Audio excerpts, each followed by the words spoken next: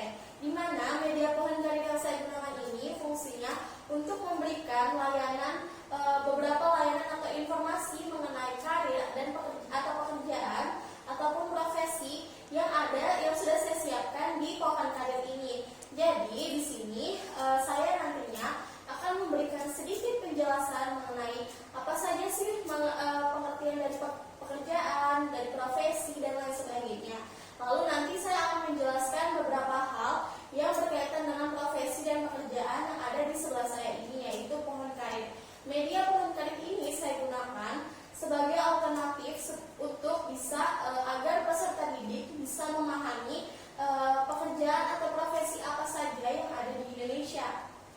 Dengan seperti itu akan mempermudah peserta didik lebih memahami apa saja yang ada atau profesi apa saja yang berkaitan yang bisa mereka capai di kemudian hari. Nah, pengaplikasian atau pengimplementasian media pohon karir yang saya gunakan ini adalah pada saat nanti saya akan memberikan sedikit penjelasan, lalu nanti saya akan memberikan kesempatan bagi para peserta didik untuk melihat media yang sudah ada atau sudah saya paparkan di sini, di mana nanti ketika mereka melihat, ketika mereka belum mengetahui mengenai profesi apa yang ada di sini, misal seperti analisis keuangan atau pilot dan lain sebagainya yang belum mereka pahami, bisa mereka tanyakan dengan saya. Nah, nanti media pohon karir ini juga bisa sebagai wadah di mana peserta didik memilih karir yang akan dia tetapkan di kemudian hari. Lalu nanti media pohon karir ini akan saya letakkan agar peserta didik sewaktu-waktu bisa melihat di waktu senggang.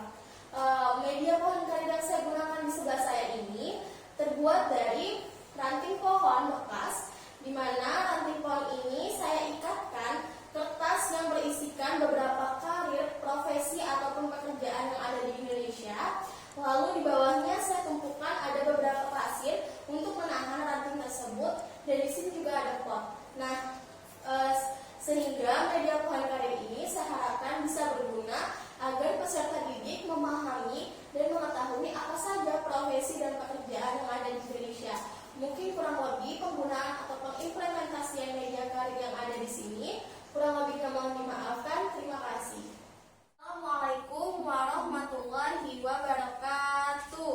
Waalaikumsalam warahmatullahi wabarakatuh. Selamat sore anak-anak. Sore, Bu. Salam sejahtera bagi kita semua ya. Sebelum melakukan proses bimbingan karir hari ini, ada baiknya kita melakukan prosesi berdoa terlebih dahulu. Apakah di sini ada yang ingin memimpin doa? Kalau memang tidak ada, saya akan memimpin doa. Jadi di sini sebelum melakukan proses kegiatan, ada baiknya kita melakukan doa terlebih dahulu. Berdoa, saya persilahkan.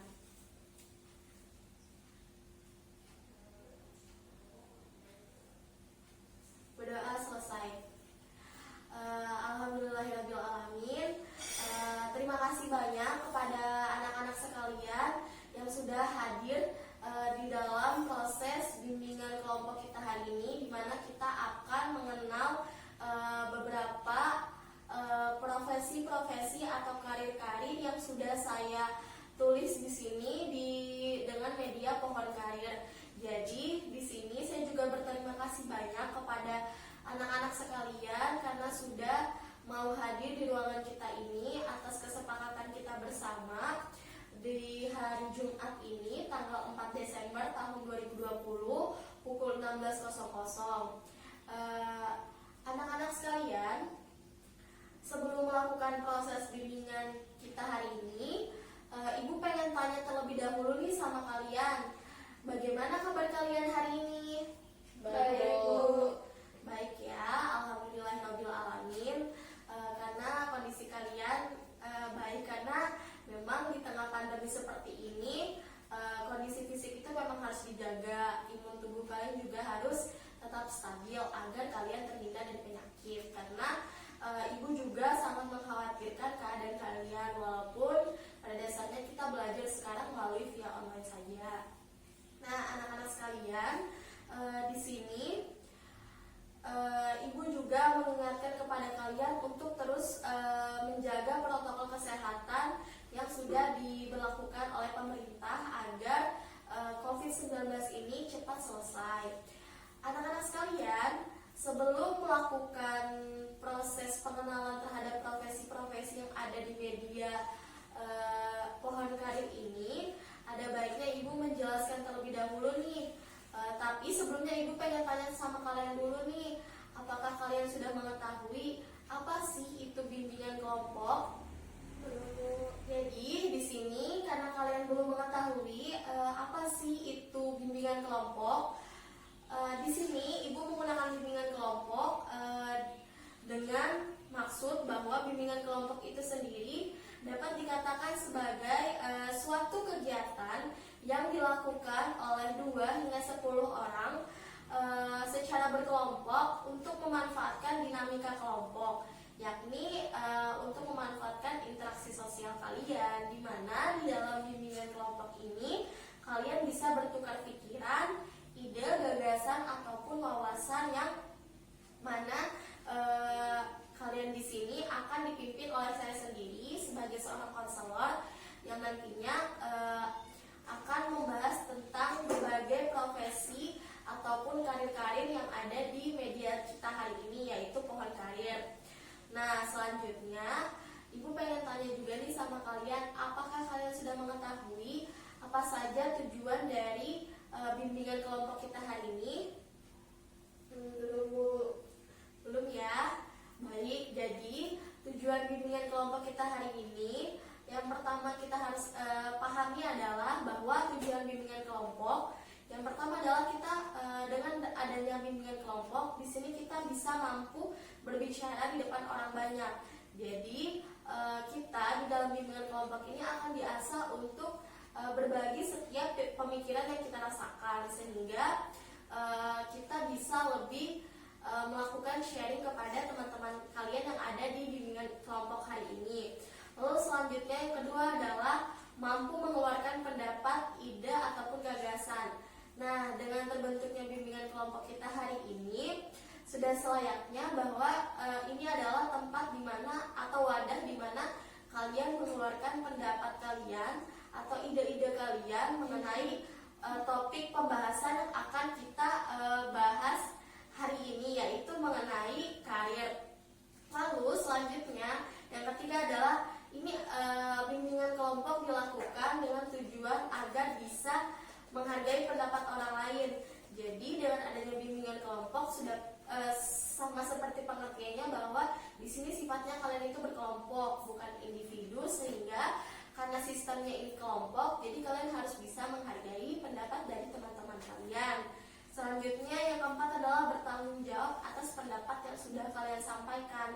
Nah, dengan pendapat yang sudah kalian sampaikan itu sudah selayaknya untuk kalian pertanggungjawabkan sebagaimana mestinya mengenai hal-hal yang berkaitan dengan pendapat yang sudah kalian tuangkan. Lalu yang selanjutnya adalah mampu mengendalikan diri dan menahan emosi. Jadi dengan adanya kelompok hari ini, kalian akan emosi yang kalian miliki akan dikendalikan secara baik dengan rangka untuk bisa lebih memahami bahwa kelompok itu sifatnya bersama bukan individu. Lalu selanjutnya adalah dapat bertenggang rasa. Bertenggang rasa di sini adalah agar kalian bisa sama-sama bekerja sama antara yang satu dengan yang lainnya. Lalu yang ketujuh adalah menjadi akrab satu sama lain. Nah, tujuan selanjutnya ini kan sudah pasti bahwa di dalam bimbingan kelompok ini kalian harus bisa saling akrab satu sama yang lain agar kalian juga bisa saling mengenal dan mengetahui. Lalu selanjutnya adalah kalian akan membahas masalah atau topik yang akan kita sepakati bersama. Nah, kan kita sudah menyepakati bersama nih, hari ini kita akan membahas mengenai profesi atau karir-karir yang sudah saya letakkan di sini dengan menggunakan media Pohon Karir. Jadi nanti kalian akan mengetahui berbagai macam karir-karir yang ada di Pohon Karir ini. Nah, itu tadi tujuan dari bimbingan bimbingan kelompok. Lalu selanjutnya, apakah kalian sudah mengetahui apa saja fungsi dalam bimbingan kelompok itu sendiri? Apakah kalian sudah mengetahui? Belum ya? Baiklah, jadi fungsi dalam bimbingan kelompok itu sendiri ada berbagai macam. Yang pertama adalah untuk memberikan kesempatan yang luas untuk mendapat dan memberikan tanggapan tentang berbagai hal yang terjadi di lingkungan sekitar kita. Jadi di sini kalian akan diajak untuk sama-sama membahas mengenai sesuatu hal yang telah terjadi atau sesuatu hal yang akan kita bahas atau yang kita sepakati bersama. Selanjutnya adalah kalian mempunyai pemahaman yang efektif, objektif, tepat, dan cukup efisien mengenai apa yang akan kita bahas atau kita bicarakan. Lalu selanjutnya di sini ada menimbulkan sikap yang positif terhadap keadaan sendiri dan lingkungan sekitar yang berhubungan dengan hal-hal yang kita sedang bicarakan di dalam sebuah kelompok itu. Selanjutnya adalah menyusun program-program kegiatan untuk mewujudkan penolakan terhadap sesuatu hal yang buruk dan memberikan dukungan terhadap sesuatu hal yang baik. Nah, selanjutnya yang terakhir, fungsi dalam bimbingan kelompok itu sendiri adalah untuk melaksanakan kegiatan-kegiatan baik dalam keadaan yang nyata ataupun langsung untuk membuahkan hasil sebagaimana mestinya. Itu tadi fungsi-fungsi di dalam bimbingan kelompok. Selanjutnya kita juga akan mengetahui apa saja sih asas-asas di dalam bimbingan kelompok itu. Tapi sebelumnya Ibu pengen tanya terlebih dahulu, apakah kalian sudah mengetahui apa saja asas-asas di dalam bimbingan kelompok? Belum ya? Baik, jadi ada beberapa asas yang ada di dalam bimbingan kelompok. Yang pertama adalah asas kesukarelaan. Jadi di dalam asas kesukarelaan ini kalian secara sukarela datang atau hadir di dalam bimbingan kelompok untuk membahas tentang masalah karir hari ini, dan juga kalian tidak ada unsur keterpaksaan dalam proses pelaksanaan bimbingan karir kita hari ini. Lalu selanjutnya ada asas keterbukaan. Jadi kalian saling terbuka antara yang satu dengan yang lain. Kalian akan mengeluarkan pendapat kalian secara baik dan benar untuk menyampaikan segala ide atau gagasan yang kalian miliki. Selanjutnya ada asas kenormatifan, di mana asas kenormatifan di sini lebih kepada hal-hal yang kalian bahas atau kalian perbincangkan atau yang kita asah di dalam kelompok ini adalah hal-hal yang masih bersifat normatif atau yang masih sesuai dengan norma-norma yang berlaku. Jadi walaupun sini sifatnya bebas untuk menyampaikan pendapat, tetapi di sini lebih kepada sesuai dengan norma-norma yang masih berlaku. Itu tadi asas-asas di dalam proses bimbingan kelompok. Selanjutnya ada beberapa tahapan dalam bimbingan kelompok. Apakah kalian sudah mengetahui tahapan tersebut? Belum ya. Jadi di sini ada beberapa tahapan-tahapan di dalam bimbingan kelompok. Ada 4 tahapan. Yang pertama ada tahap pembukaan. Jadi di tahap pembukaan kita akan melakukan proses salam terlebih dahulu, lalu dilanjutkan dengan proses berdoa, menanyakan kabar, lalu menjelaskan pengertian dari bimbingan kelompok itu apa, terus juga menjelaskan mengenai tujuan, fungsi, asas, serta tahapan-tahapan di dalam bimbingan kelompok. Lalu nantinya akan ada pengenalan dan juga nanti akan ada ice breaking. Lalu selanjutnya di tahap kedua atau tahap transisi kita akan melakukan proses perpindahan dari tahap pembentukan ke tahap kegiatan atau tahap inti. Jadi nanti di sana saya hanya akan menanyakan kesiapan kalian mengenai apakah kalian siap atau tidak untuk melanjutkan proses bimbingan kita hari ini. Lalu selanjutnya yang ketiga ada tahap inti atau tahap kegiatan. Tahap inti atau kegiatan ini adalah tahap yang nantinya akan saya jelaskan, di mana tahap ini berisikan mengenai pemahaman kalian yang nanti akan saya berikan penjelasan terlebih dahulu mengenai jenis-jenis dari lapangan pekerjaan, dan di sini juga sudah ada medianya. Jadi nanti akan saya berikan penjelasan di tahap kegiatan atau tahap inti. Selanjutnya ada tahap pengakhiran. Di tahap pengakhiran akan dilakukan evaluasi dan juga ada tahap penutup serta proses berdoa untuk menutup kegiatan akhir kita pada hari ini. Nah, itu tadi beberapa tahapan yang ada di dalam bimbingan kelompok kita hari ini. Nah, sebelum kita memasuki tahap kegiatan, ada baiknya kita mengenal satu sama lain dulu nih. Nah, di sini kita akan masuk proses pengenalan. Ibu minta sama kalian untuk mengenalkan nama kalian, kelas kalian, dan alamat kalian. Jadi di sini ibu mulai dari sebelah sini terlebih dahulu deh. Assalamualaikum, nama saya Dela Hadini, saya dari kelas 2B, alamat saya di Jalan Pedikuna. Oke. Selanjutnya sebelahnya. Perkenalkan, nama saya Valviana Putri, saya dari kelas 2A, alamat saya di Jalan Mujan 2, Lestari. Oke, selanjutnya. Perkenalkan, nama saya Ima Ananda Miranti, saya dari kelas 2A, alamat saya Jalan Murjani 2. Selanjutnya yang terakhir. Perkenalkan, nama saya Fulya Hadrina Belananda, saya dari kelas 2B, alamatnya di Jalan Durian 3, Rumah D. Oke, jadi di sini sudah ada 4 orang ya, ada Dita, ada Ulfa, ada Ima, ada Flo. Jadi selanjutnya di sini saya juga akan memperkenalkan terlebih dahulu diri saya sendiri. Di sini saya adalah konselor kalian yang akan memimpin jalannya proses bimbingan kita hari ini. Perkenalkan, nama saya Iin Ashilawan Yuni dari Universitas Mula Warman dari Prodi Bimbingan dan Konseling. Nah, kita sudah memasuki proses ice breaking. Jadi di dalam ice breaking ini kita relax saja, santai aja, nggak usah tegang. Kita akan masuk ke tahap permainan. Jadi di ice breaking ini kita akan melakukan proses permainan. Jadi di sini permainannya namanya bumi itu bundar. Bumi itu bundar. Jadi ini namanya adalah bumi itu bundar. Ingat ya, cluenya bumi itu bundar. Oke, saya akan bertanya nih sama kalian.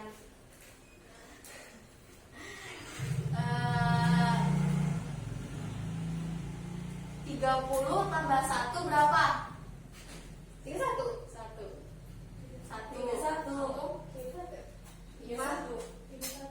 Oke, jadi yang betul di sini Dita aja ya.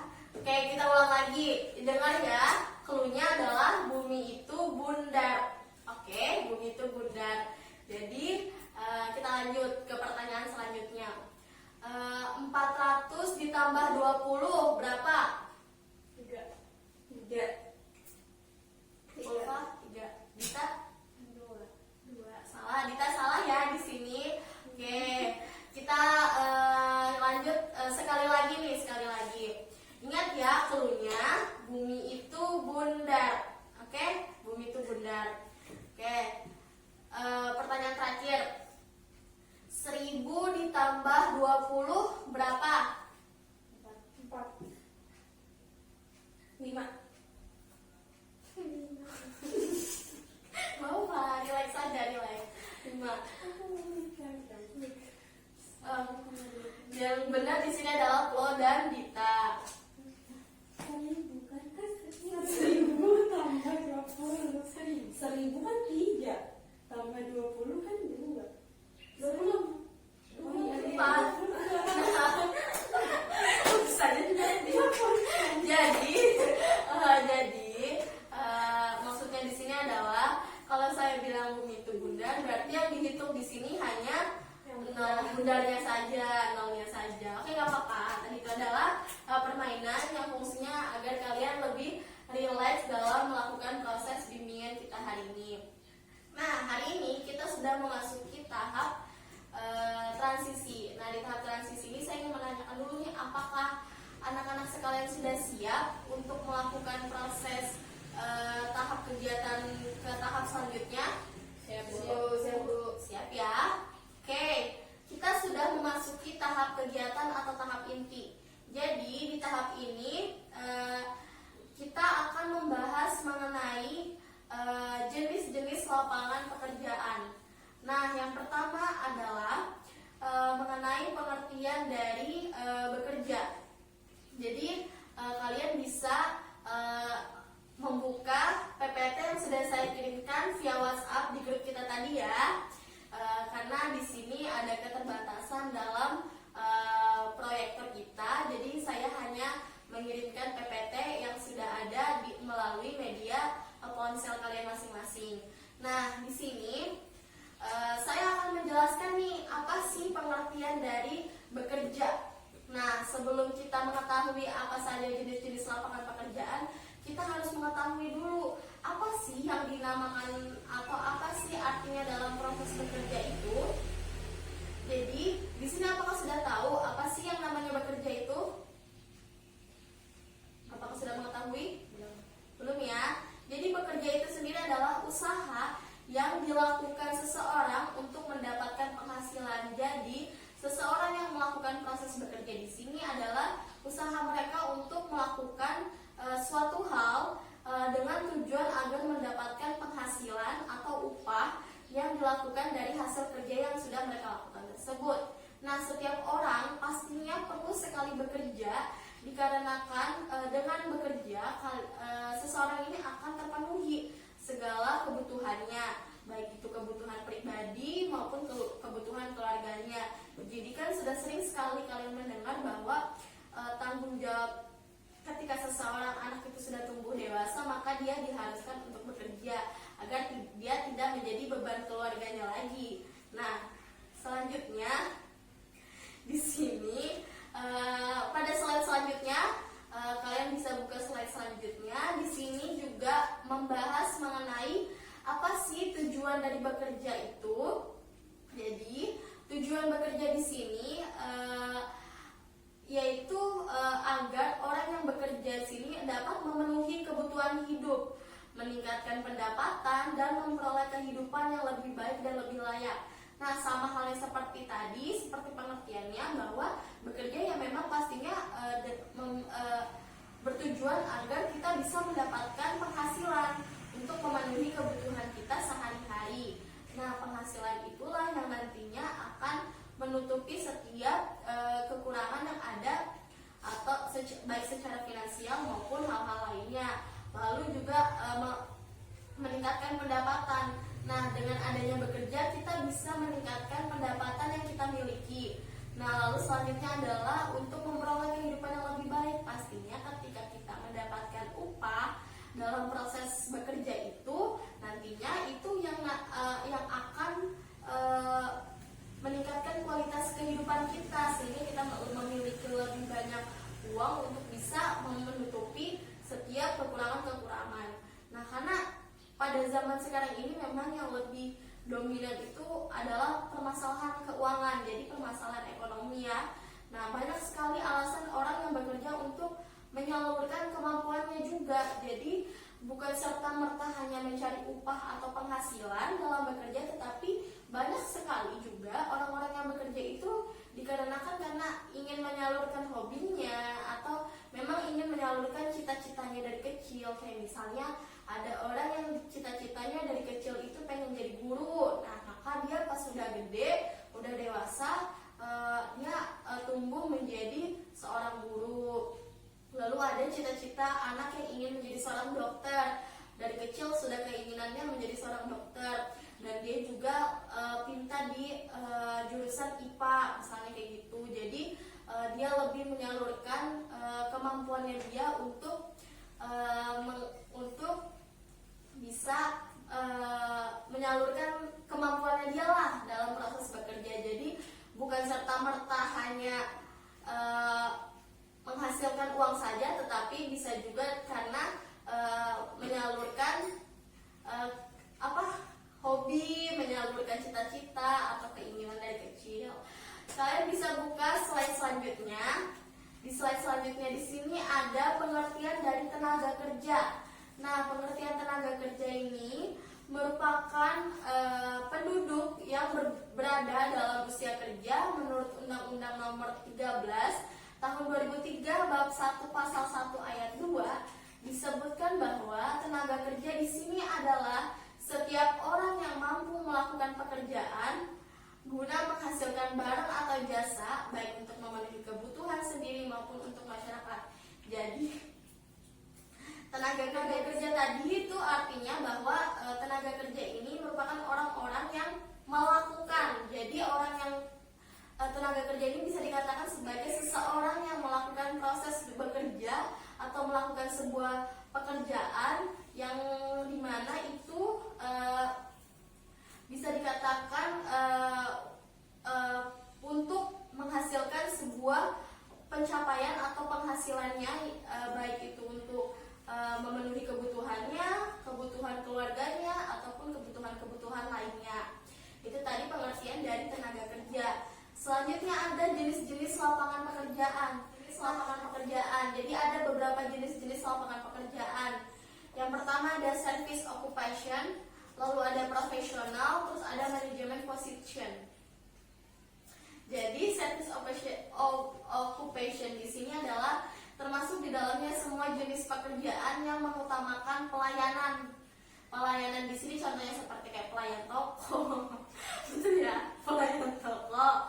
Lalu ada pelayan rumah, lalu ada pelayan makanan, kurir dan lain sebagainya. Lalu di sini ada profesional. Profesional di sini adalah dalam kelompok ini pendidikan tertentu setelah SMA sangatlah diperlukan. Biasanya orang-orang dengan jenis lapangan profesional ini yang nantinya pendidikan tersebutlah yang mendukung pekerjaan seseorang, seperti misalnya kayak latar belakang FKIP, IKIP, seperti kayak contohnya mau jadi dokter, mau jadi guru, mau jadi jaksa dan lain sebagainya. Terus ada manajemen position. Jadi manajemen position itu adalah termasuk kelompok kerja yang dimana mereka ini bergerak dalam bidang pengelolaan. Jadi contohnya seperti kayak event organizer, terus nanti ada manajer, terus ada direktur. Dan di sini kita akan membahas mengenai macam-macam pekerjaan atau profesi. Nah, di sini ada macam-macam pekerjaan atau profesi yang saya gunakan agar kalian lebih paham mengenai macam-macam atau berbagai macam lapangan pekerjaan atau profesi. Di sini saya menggunakan media Pohon Karir, di mana pada media Pohon Karir ini sudah saya gantungkan beberapa dari profesi-profesi yang ada di Indonesia. Jadi di sini kalian bisa melihat profesi-profesi apa saja sih yang ada di Indonesia. Jadi saya sudah mengkelompokkan di mana profesi-profesi yang warnanya ini kuning atau oranye itu biasanya memiliki latar belakang IPA atau ilmu pengetahuan. Biasanya orang-orang yang memiliki jurusan atau berlatar belakang jurusan IPA itu dia biasanya menggunakan profesi-profesi yang ada di warna oranye atau warna kuning ini. Lalu selanjutnya ada juga di warna hijau muda. Nah, di kertas warna hijau muda ini kalian melihat bahwa ini memiliki biasanya orang-orang yang bekerja atau berprofesi di kertas hijau ini merupakan dari latar belakang IPS atau ilmu sosial. Nah, di ilmu sosial ini biasanya orang-orang seperti kayak akuntan, terus ada kayak ada wartawan, terus ada psikolog dan lain sebagainya yang memang dia berhubungan dengan dunia sosial. Selanjutnya yang di kertas warna biru ini adalah lebih ke umum, jadi dia bisa kemana saja gitu. Jadi di sini kalian ibu minta sama kalian memilih salah satu profesi yang mungkin kalian cita-citakan dari kecil atau yang ingin kalian tanyakan mengenai profesi-profesi itu apa saja sih Bu latar belakangnya, atau sebenarnya Bu profesi itu apa sih kayak gitu. Bisa kalian tanyakan, kalian lihat-lihatlah dulu profesi-profesi yang ada di sini baru boleh kalian tanyakan. Silahkan kalian bisa lihat, kalau lihat Ima, Ulfa, Dita bisa melihat apa saja sih profesi-profesi yang ada di profesi yang ada di mana di Pohon Karir hari ini. Kalian bisa melihat. Jadi kalian Dita mau nanya soal apa, atau mungkin di sini ada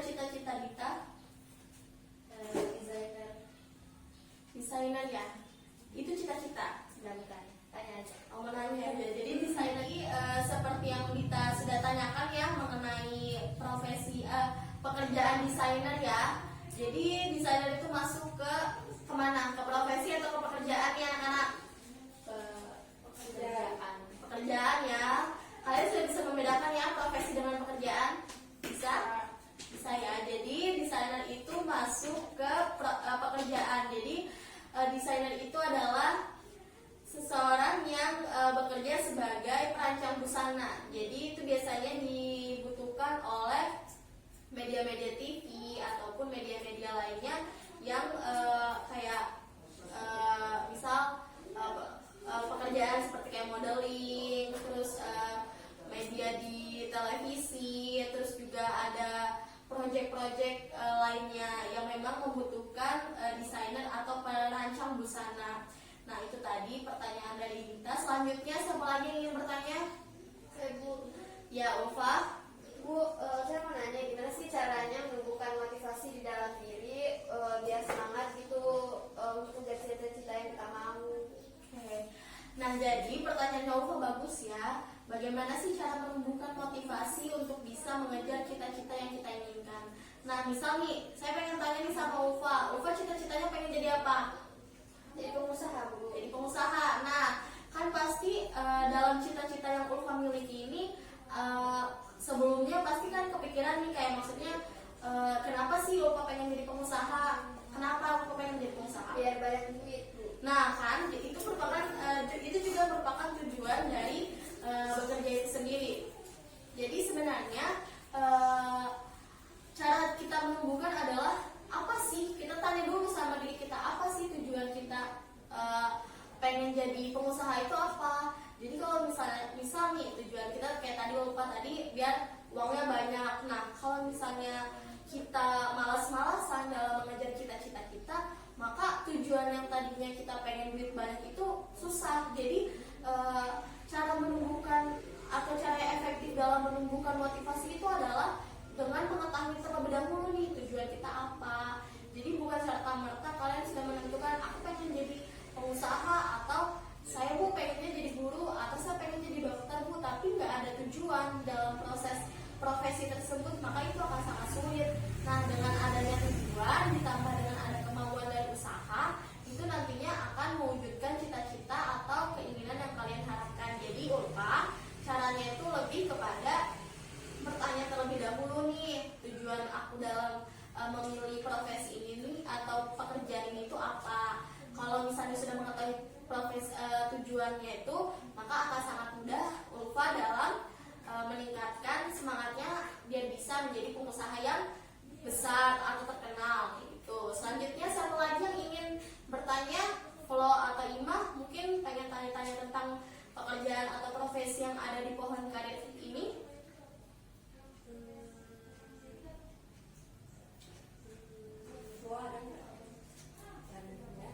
Saya deh Bu. Imah apa nih? Tadi yang Ibu bahas psikolog. Nah, di sini sesuai dengan pertanyaan Ima tadi, apa sih psikolog itu ya? Nah, psikolog ini adalah seseorang seseorang ahli psikolog, di mana dia ini lebih ahli ke bidang ilmu pengetahuan yang mempelajari tentang tingkah laku seseorang ataupun yang mempelajari mengenai proses mental seseorang. Jadi dia yang nantinya akan membantu seseorang di dalam mengenai beberapa tingkah laku dari orang tersebut dan juga mengenai mental yang ada pada diri seseorang. Itu tugasnya psikolog ya Ima. Ima sudah tahu jadinya? Sudah Bu. Ya, sedikit banyak sudah mengetahui ya. Nah, selanjutnya Pulo nih, apa sih yang pengen Pulo tahu atau ada pertanyaan lain atau pengen tahu sesuatu mengenai pekerjaan atau profesi yang ada di pohon karir ini? Ya, Tanya, oke, silahkan. saya kan pengen jadi guru tuh. Iya. Guru itu dia profesi atau pekerjaan? Jadi guru itu adalah profesi. Jadi kan kalian sudah mengetahui nih apa sih perbedaan dari profesi dan pekerjaan. Jadi guru itu memiliki kode etik. Jadi dia tidak serta merta melakukan proses profesinya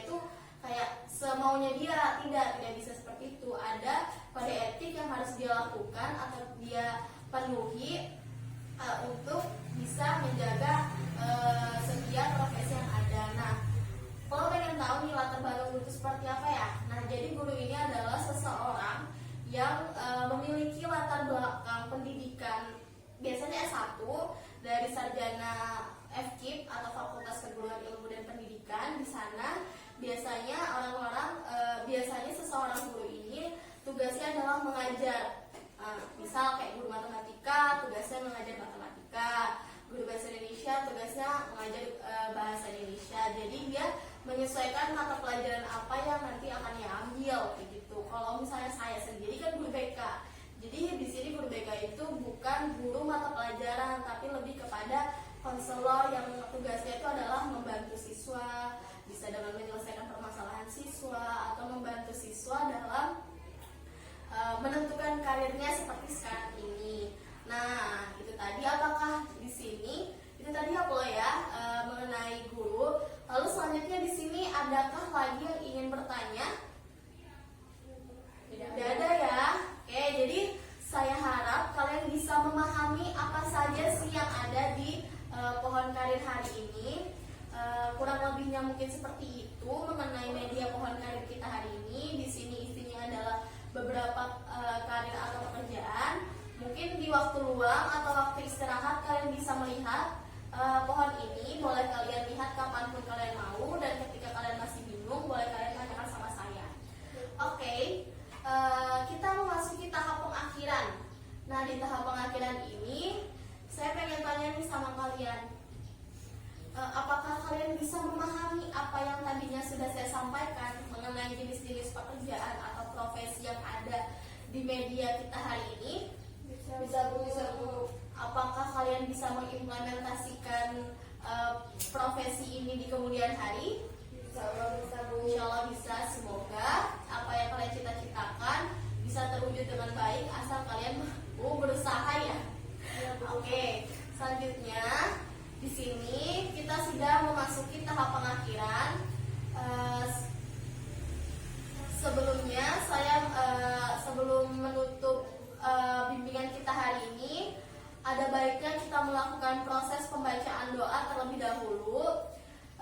Saya di sini yang akan memimpin doa. Sebelum kita menutup proses bimbingan kita hari ini, mari kita berdoa sesuai dengan agama dan kepercayaan kita masing-masing. Berdoa, saya persilahkan.